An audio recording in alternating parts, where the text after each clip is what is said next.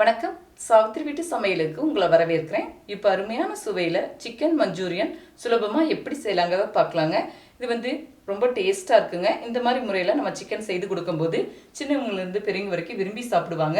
இது நம்ம சைடிஷாகவும் சாப்பிடலாங்க, ஸ்நாக்ஸாகவும் சாப்பிடலாம். அந்தளவுக்கு ரொம்ப டேஸ்ட்டாக இருக்கும். வாங்க இப்போ வீடியோக்குள்ளே போகலாம். 400 கிராம் போன்லெஸ் சிக்கன் எடுத்து வச்சுருக்கேங்க. இது கூட தேவையான எல்லா பொருளுமே சேர்த்துக்கலாம். 1 டீஸ்பூன் இஞ்சி பூண்டு விழுது, 1 டீஸ்பூன் மிளகுத்தூள், 1/2 டீஸ்பூன் சோயா சாஸ், 1 டீஸ்பூன் எலுமிச்சை சாறு, இது கூட தேவையான அளவுக்கு உப்பு, 3 டேபிள் ஸ்பூன் கார்ன்ஃப்ளவர் மாவு, 3 டேபிள் ஸ்பூன் மைதா மாவு. இதெல்லாம் ஒன்று சேர நல்லா கலந்துக்கலாங்க. இது ஊற வைக்க வேண்டியது இல்லைங்க. நல்லா கலந்துட்டு நம்ம உடனே பொரிச்சு எடுத்துக்கலாம். இப்போ எண்ணெய் காஞ்சிருச்சுங்க. இப்போ பொரிச்சு எடுத்துக்கலாம்.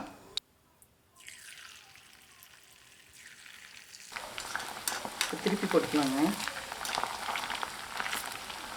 இப்போ நல்லா வெந்துருச்சுங்க. எண்ணெயை வச்சுட்டு எடுத்துக்கலாம். இதே மாதிரி மற்றதையும் பொரிச்சிட்டு பார்க்கலாங்க.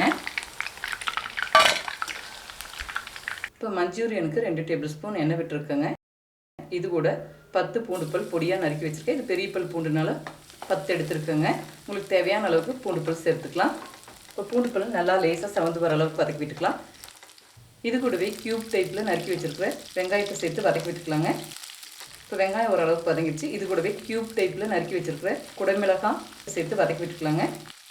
எல்லாத்தையும் சேர்த்து எல்லாம் நல்லா வதங்கி வந்துருச்சுங்க. இது கூட இப்போ தேவையான சாஸ் எல்லாமே சேர்த்துக்கலாங்க.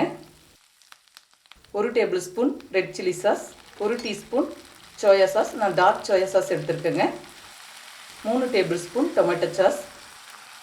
எல்லாத்தையும் நல்லா கலந்து விட்டுக்கலாங்க. எல்லாத்தையும் நல்லா கலந்து விட்டாச்சுங்க.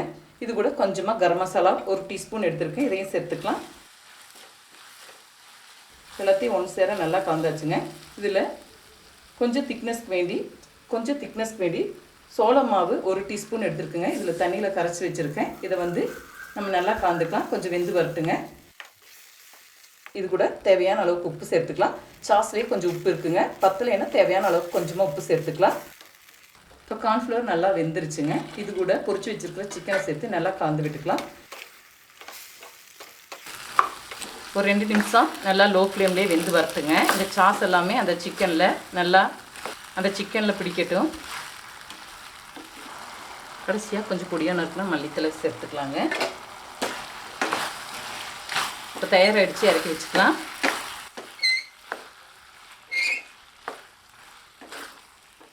இப்போ அருமையான சுவையில் சுலபமான முறையில் வீட்டிலேயே சிக்கன் மஞ்சூரியன் செய்துட்டேங்க. இதே முறையில் செய்து பாருங்கள். இந்த வீடியோ பிடிச்சிருந்தா லைக் பண்ணுங்கள், ஷேர் பண்ணுங்கள், சப்ஸ்கிரைப் பண்ணுங்கள், கமெண்ட்ஸ் பண்ணுங்கள். அடுத்த வீடியோவில் சந்திக்கலாம்.